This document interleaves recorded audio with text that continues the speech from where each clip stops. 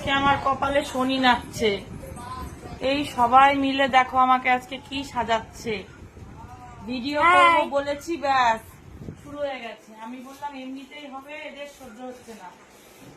আমাকে যে কি সাজাবে বন্ধুরা।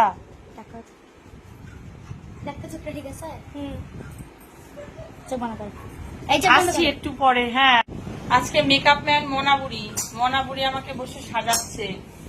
খালি বলেছি একটু শুট করবো, ব্যাস শুরু হয়ে গেছে। ঠিক আছে বন্ধুরা, সাজগোজ করি, পরে আসছি। ঝটপট দুটো ভিডিও করে এক্ষুনি তাড়াতাড়ি চলে এলাম, কারণ আজকে বুনুর ননদের বর এসছে।